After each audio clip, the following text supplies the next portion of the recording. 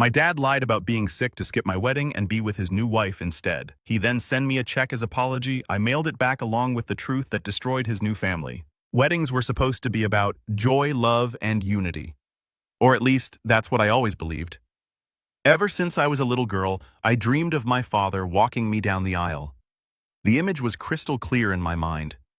My dad in a sharp suit, his arm steady under my hand, smiling at me like I was still his little girl, even as he gave me away to the love of my life. That dream carried me through some of the tougher years of my life, especially after my parents divorced and my dad remarried. Planning my wedding wasn't easy. Balancing a tight budget with my vision for the perfect day was exhausting, but it was worth it. My fiancé, Matt, was my rock throughout the process, cheering me on when I started to feel overwhelmed. We wanted the day to reflect our love story full of little personal touches, handwritten vows, a DIY photo booth, and my mom's homemade cookies as party favors. Everything was coming together except for one small hitch, my dad. When I first told him about the wedding, his reaction was lukewarm. He said he was happy for me, but there was something about his tone that felt off, like he was going through the motions. I brushed it aside, thinking maybe it was just awkwardness. After all, we weren't as close as we used to be, and his new wife Laura and her daughter Qley had seemed to monopolize most of his attention over the past few years. Still, I was determined to include him. I asked if he would walk me down the aisle, and his response made my heart ache. He said he'd try his best, but he couldn't promise anything because of his health issues. It wasn't the definitive yes I'd hoped for, but I convinced myself it was enough. At least he was considering it. As the big day approached, I kept following up with him, asking if he'd be able to come. He kept dodging the question, saying things like he needed to see how he felt closer to the date, or that he had some tests coming up. I wanted to believe him, but there was a nagging feeling in the pit of my stomach that something wasn't right. 2 weeks before the wedding, I called him again. I was practically begging at this point, asking him if he could at least confirm whether he'd be there. His voice was low, almost apologetic, as he said he didn't think he could make it. He claimed his arthritis was acting up and that the travel would be too much for him. I tried to be understanding. I told him I'd arrange transportation and even offered to pay for a comfortable car service or book a hotel near the venue so he wouldn't have to worry about the drive. He said it wasn't about the logistics, it was about his health. He didn't think he could handle the stress. Hearing those words broke something inside me.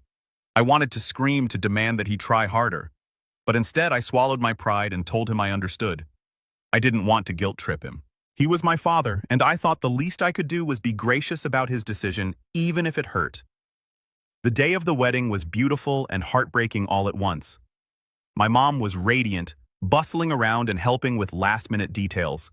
Matt was everything I could have hoped for, steady, calm, and so full of love.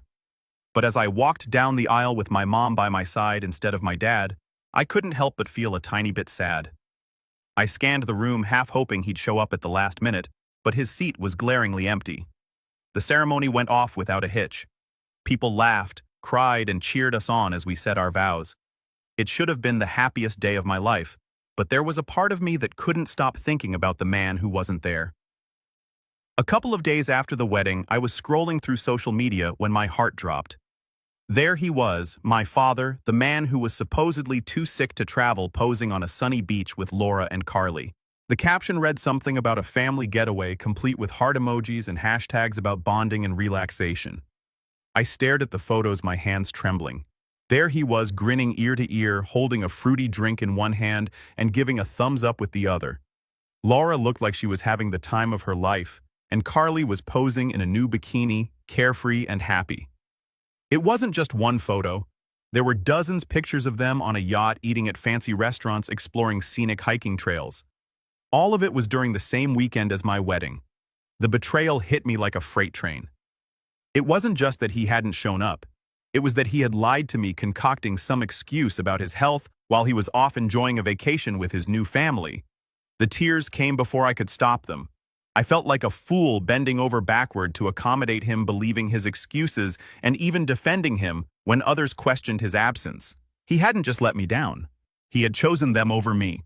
It made it clear where his priorities lay. I showed the photos to Matt, who was just as furious as I was.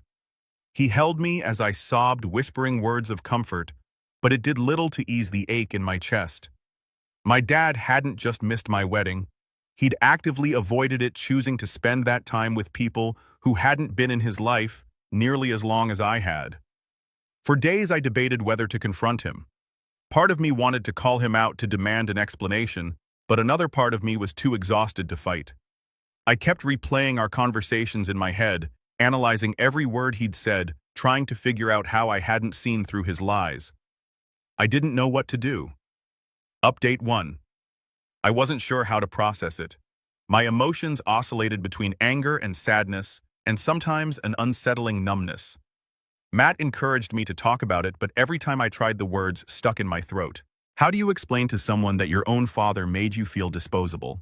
The first time I heard from my dad after the wedding was a week later. He called his voice overly cheery, as though he could gloss over the fact that he had missed one of the most important days of my life.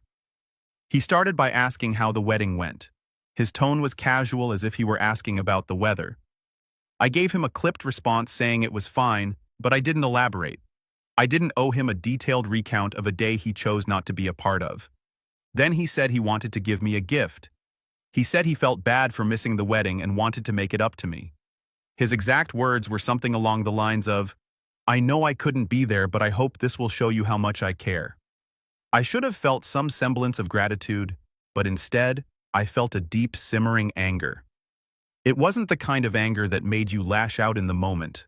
It was colder, sharper, the kind that sank into your bones and refused to let go. I asked him what the gift was. He said he'd send me a check, a little something, to help us start our married life. That was when I lost it. I told him I didn't want his money, that no amount of cash could make up for what he did. He tried to argue, saying he wasn't trying to buy my forgiveness, just show that he cared. But his words rang hollow. If he cared, he would have been there. If he cared, he wouldn't have lied to me. When I brought up the photos, his tone shifted. He stammered, trying to explain. He said the trip was planned last minute, that Laura had booked it as a surprise and he didn't know how to say no. He tried to justify it, claiming he didn't realize it conflicted with the wedding until it was too late. The lies only made me angrier. I reminded him that I had called him multiple times, practically begging him to come, and he had let me believe his health was the issue. He had let me feel guilty for even asking while he was off sipping cocktails on a beach. He tried to shut me up by saying it wasn't what it looked like, that the trip was a family obligation. That word obligation set me off. I asked him if he thought walking his only daughter down the aisle wasn't also a family obligation. The silence on the other end of the line was deafening. Then he said something that truly broke me. He claimed he thought I'd understand. He said, "You're so independent, so strong. I didn't think you'd need me there." It was like a punch to the gut. My independence, my strength qualities I had worked so hard to cultivate, had been twisted into excuses for his absence. I told him that being strong didn't mean I didn't feel pain, and being independent didn't mean I didn't need my father. By the end of the call, I was drained. He kept trying to smooth things over, but I told him I needed time and hung up. The check arrived a few days later. It was tucked into a Hallmark card with a generic message about love and happiness.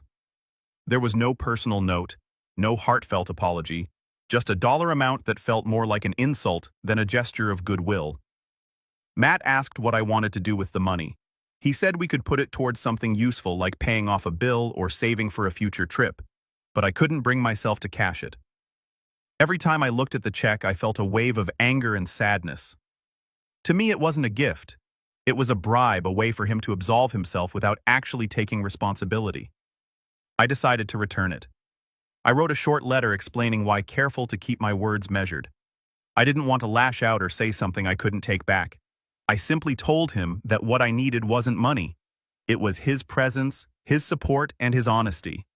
And since he couldn't give me those things, I couldn't accept his check. Sending that letter felt like taking a small piece of my power back. I didn't expect him to respond, and he didn't. For a while, things were quiet. I threw myself into married life, focusing on building a home with Matt and finding joy in the little moments. But the hurt lingered, a dull ache that refused to fade. The real fallout came a week later. My aunt, who had always been close to my dad, asked why he hadn't been at the wedding. I told her the truth. I didn't embellish or exaggerate. I simply stated the facts. Word spread quickly. Relatives started calling me, offering their support and expressing their outrage. Some even confronted my dad, demanding to know how he could do such a thing. He wasn't happy about it. He called me furious, accusing me of airing our family's dirty laundry. He said I should have kept it private, that I was being vindictive by sharing what happened. I told him that I wasn't responsible for protecting his reputation, especially when his actions were the problem. I reminded him that I had given him every opportunity to make things right, and he had chosen to lie and avoid accountability. The conversation ended with him saying he needed time to think. I knew I couldn't change the past, and I couldn't force my dad to be the man I wanted him to be. All I could do was set boundaries and protect myself from further hurt. Update 2. A couple of weeks had passed, and it seemed like the storm had calmed. The phone calls from concerned relatives had slowed to a trickle, and Matt and I were starting to settle into a routine in our new life together.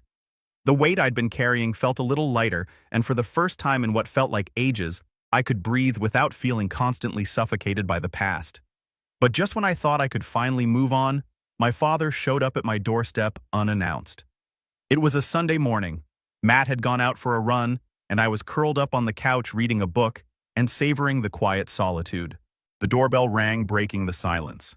My heart sank before I even opened the door. When I saw him standing there, emotions I hadn't dealt with in weeks resurfaced: anger, sadness, a sharp, aching disbelief. There he was, my father, the man who had failed me, standing at my doorstep like he had every right to be there. He looked different, smaller somehow. Maybe it was the guilt I could see weighing on him, or maybe it was that for once I wasn't looking at him through the lens of blind devotion. He wasn't my larger-than-life father in that moment. He was just a man, vulnerable and flawed. His shoulders were slumped, his eyes uneasy, as if he knew he didn't belong there. He asked if we could talk, and his voice was subdued, lacking the bravado he'd always carried before. I hesitated. Every instinct told me to slam the door in his face and protect my peace. But something inside me, a lingering sense of duty or curiosity, made me step aside. I motioned for him to come in. He hesitated for a moment before walking in, sitting awkwardly at the edge of the couch like he was afraid of taking up too much space. I couldn't help but notice the shift. I was no longer a child waiting for my father to show up and make everything right. I was an adult, and for the first time, I felt like I held the power in this relationship. This wasn't a father-daughter conversation anymore. This was a reckoning. He started with an apology, saying he regretted missing my wedding and admitting he'd handled everything poorly. His words sounded rehearsed, and I could tell he was trying to make it sound like he understood how badly he'd hurt me. But it didn't take long for him to fall into his old habits, trying to justify his actions.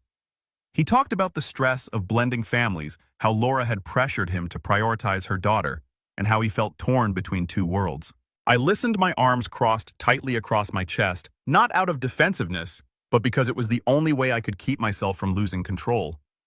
I didn't interrupt him, not at first, but inside I was seething.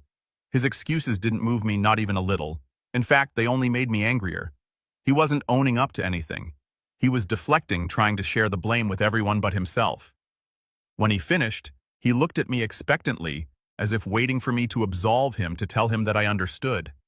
But there was no forgiveness coming from me. Not today, not ever. I told him I heard what he was saying, but I needed him to understand something. It wasn't just about the wedding. It was about a pattern of behavior that went back years. He'd always put other people ahead of me, Laura, her daughter, even his own pride. And I'd always tried to make excuses for him, tried to understand, but I couldn't do that anymore. He started to interrupt, but I held up my hand, silencing him. I wasn't finished. I reminded him that he lied to me, telling me he was too sick to be there for me on one of the most important days of my life. Then he tried to cover it up with a check, as if my feelings could be bought. Did he have any idea how that made me feel? Like I was worth less than a vacation, less than a lie. He looked away, his jaw tightening, but I could see the faintest glimmer of guilt in his eyes. For a moment I thought he might apologize, but instead he doubled down on his defense. He told me he didn't mean to hurt me, but I had to understand he was in a difficult position. Laura was putting pressure on him to prioritize her daughter. I cut him off, telling him this wasn't about Laura, This was about him. He made a choice. He chose her and her daughter over me, and he'd been doing it for years. He always chose everyone else, and I was always left behind. At some point, he needed to take responsibility for that.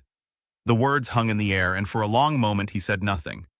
I thought maybe he'd finally see the truth.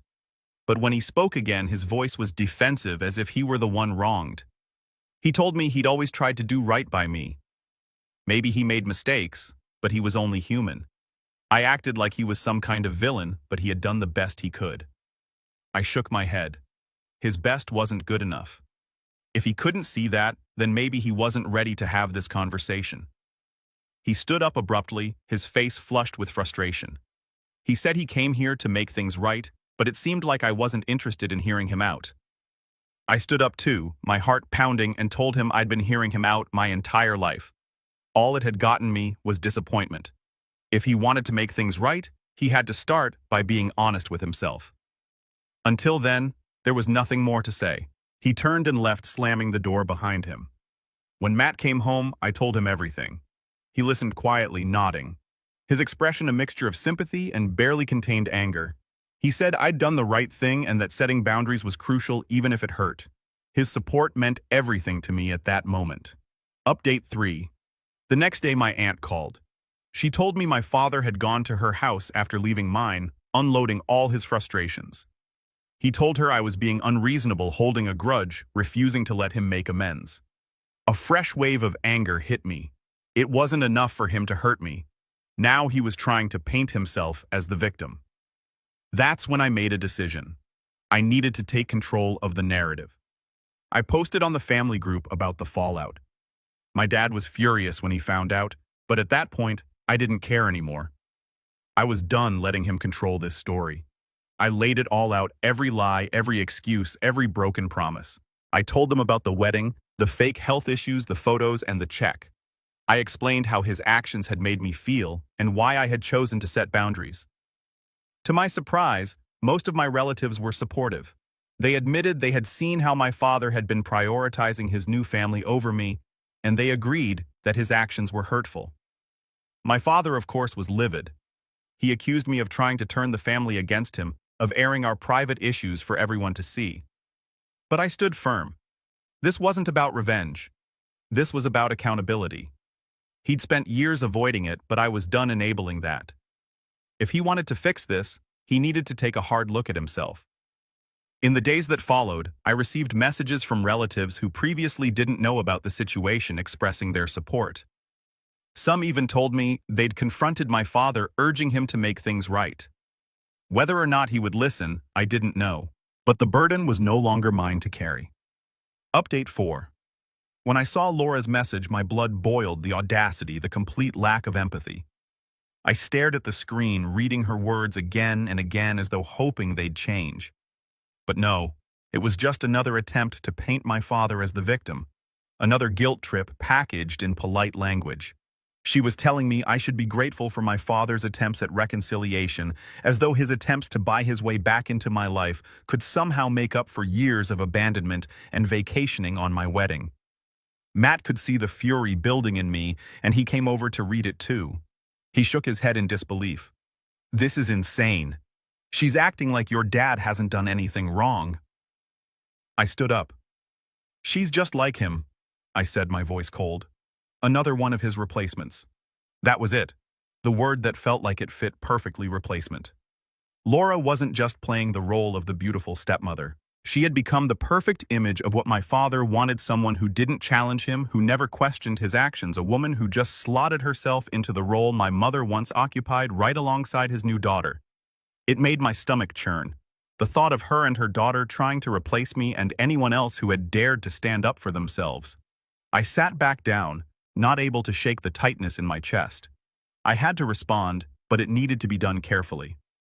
I took a deep breath, my fingers hovering over the keys, and I typed, letting the truth spill out in every word. I started by calling her exactly what she was: a replacement. I told her that she had swooped in and tried to take my place, and that in doing so, she had stolen more than just my father's attention. She had stolen a chance at a real family for both of us. I reminded her that she wasn't even my father's first choice. He'd walked away from everything I had once known in favor of this new life. And now she was part of the team that kept him from ever having to face the consequences of his actions. She hadn't just married my father. She had helped him destroy everything we used to have. I didn't hold back. I told her I had always been the one left in the dust while she was playing house with a man who had no interest in me. It wasn't even about her anymore. It was about the fact that she and my father had somehow managed to make me the villain for standing up for myself, for calling out lies. And that was something I could never forgive. Then I went even further. I wasn't about to let her think she had any right to lecture me on what I should feel or how I should handle my father's actions. I told her with absolute certainty that she would never understand the pain I felt, not until she experienced the same betrayal.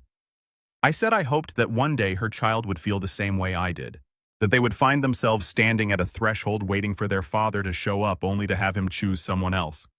I wanted her to see how cold and indifferent that felt, to know what it was like to be replaced, and to understand what it really meant to have someone you trusted completely walk away from you without a second thought. I told her that only when it happened to her would she understand the magnitude of what my father had done to me, to us. And I meant every word. I wanted her to feel that pain, the same pain that had driven me to this point of no return. The message was long, but there was no hesitation in my heart as I hit send. I didn't care what she thought of me anymore. I had been patient, I had been understanding, and I had been hurt beyond measure. I wasn't about to allow anyone to rewrite this story or act as if I was the one in the wrong. Not now, not ever again. Matt, having read the whole thing over my shoulder, nodded quietly. Well, that should do it, I smiled thinly. Good, she needs to know exactly where I stand. Update 5. I had made my decision. My father wasn't welcome in my life anymore. The conversation we'd had, the one where I told him I couldn't do this anymore, had been the final straw. Matt supported me every step of the way. Weeks passed and the initial sting of my decision began to fade. I focused on the future, on building a life with Matt that didn't involve the emotional chaos my father had brought into it. He tried to call a few times, but I never picked up. He sent a few texts, but I ignored them. I wasn't interested in hearing anything he had to say anymore. It wasn't until 2 months later that I got a call that made my heart skip a beat. It was a number I didn't recognize. Hesitant, I answered. On the other end of the line was Qley, my father's stepdaughter, his second wife's daughter, from her previous marriage. I hadn't spoken to Qley in years, and to be honest, I wasn't sure if I had any desire to talk to her either, but I couldn't ignore the desperation in her voice as she began speaking. She asked if I knew where her father was, and I could barely make out her words through the shakiness of her voice. She went on, her words broken, explaining how her dad had suddenly left a month ago. She hadn't heard from him. Not really. He'd sent a couple of texts here and there, but nothing substantial. She was frantic, not knowing where he was or what had happened.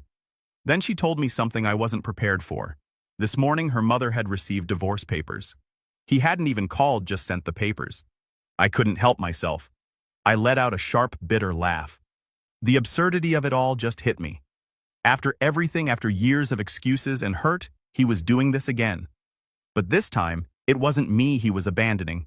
It was Qley and her mother. And as much as I hated to admit it, a small part of me felt satisfaction. Maybe it was the dark humor in it, or maybe it was just the culmination of all the pain he'd caused finally coming full circle. Qley, of course, didn't understand. She heard me laugh and paused, a long silence stretching between us. She didn't know why I was laughing. She couldn't, but I couldn't stop myself from repeating the words my father had once told me.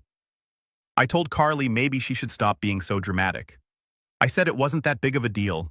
It wasn't the first time he'd left, and it wouldn't be the last. I wasn't going to apologize for my feelings, not when he had hurt me the way he had.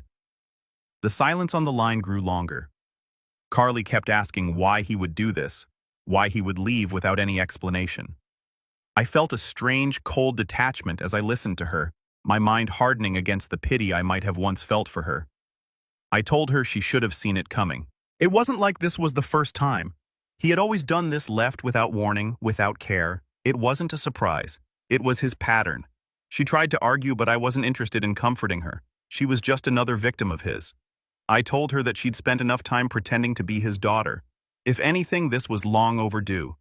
He wasn't reliable. He never had been. I told her if she wanted answers, she shouldn't ask me. She should ask her mother.